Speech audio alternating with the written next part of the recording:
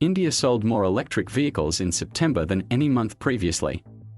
Sales have been rising since April, the start of this financial year, and are already nearing the previous year's total. It's a glimmer of hope for an industry that has been struggling with a global shortage in semiconductor chips, coming on the heels of a period of sluggish growth. But it's only a glimmer.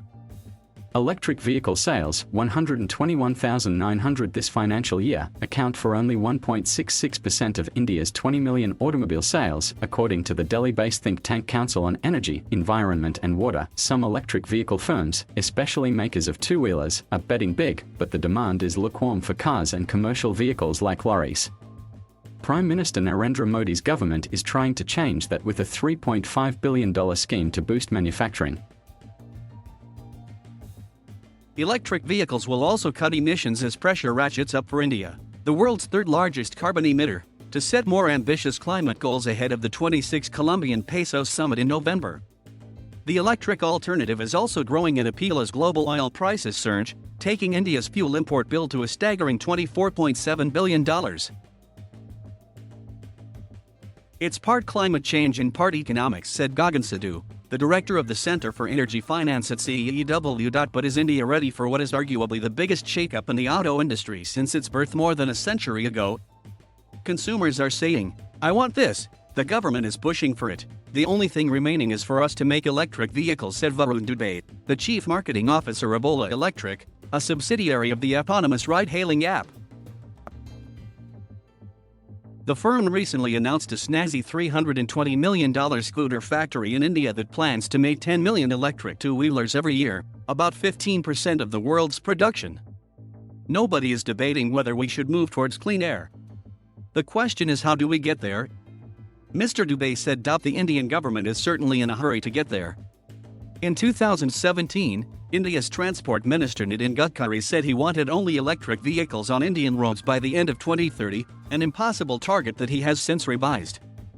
Now, the plan is to have 30% of private cars, 70% of commercial vehicles, 40% of buses and 80% of two- and three-wheelers go electric by 2030.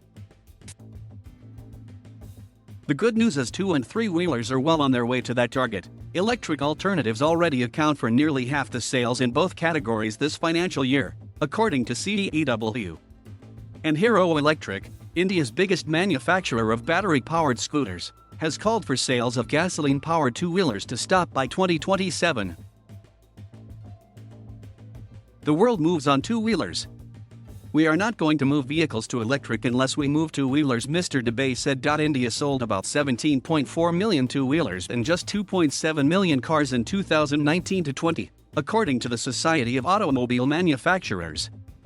Two-wheelers also far outnumber cars in much of South and Southeast Asia and Africa, a vast future market for battery-powered motorcycles that Ola wants to capture. The firm said it sold about 100,000 scooters to Indians during a two-day online purchase window last month. That's more electric two-wheelers than India has ever sold in a single financial year.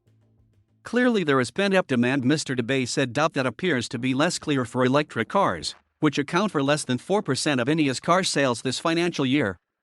You can only sell what's there, said Venkat Gulati, president of the Federation of Automobile Dealers Associations.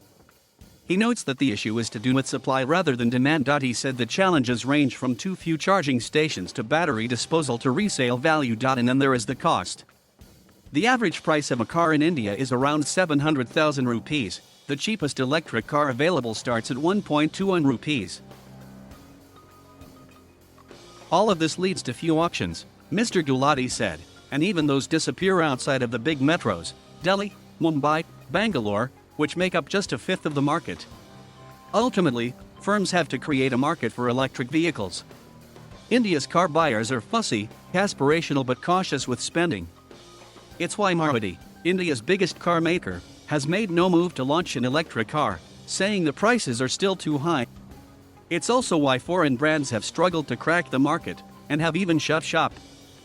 Ford announced last month that it would stop making cars in India, even as it invested $11 billion in electric vehicles in the US. And yet Tesla is slated to enter the Indian market soon. It has complained of high import tariffs, and Mr. Gadkari has said his government would provide whatever support was needed. but the firm should produce locally and not sell Indians' Chinese-made cars. More foreign firms may arrive when the Indian market for electric cars expands, said Puneet Gupta, the head auto sector analyst at IHS Markit. But he doesn't see that happening before 2030. Mr. Gulati too was skeptical of any immediate surge in electric car sales unless the government introduces a drastic policy. For one, he said, uniformity would help given that different states in India offer different incentives, and some offer none. But sales are rising. We used to struggle for 300 bookings, now we are getting 3,000 a day, said Shailesh Chandra, president of the passenger vehicles division at Tata Motors, India's biggest electric car maker. How consumers' mindsets shift will play a role in driving the market.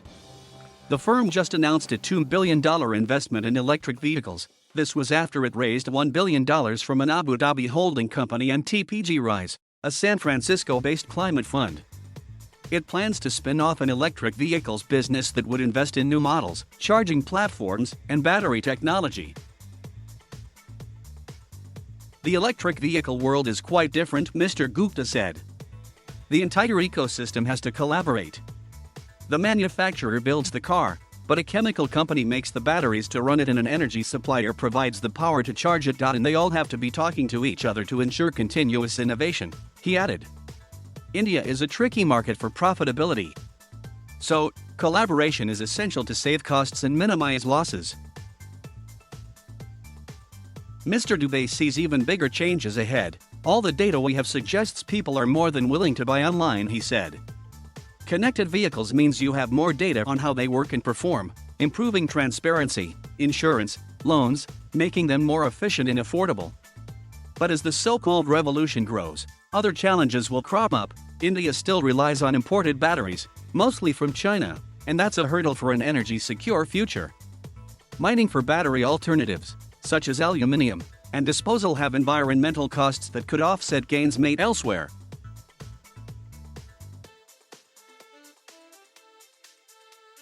Thank you for watching.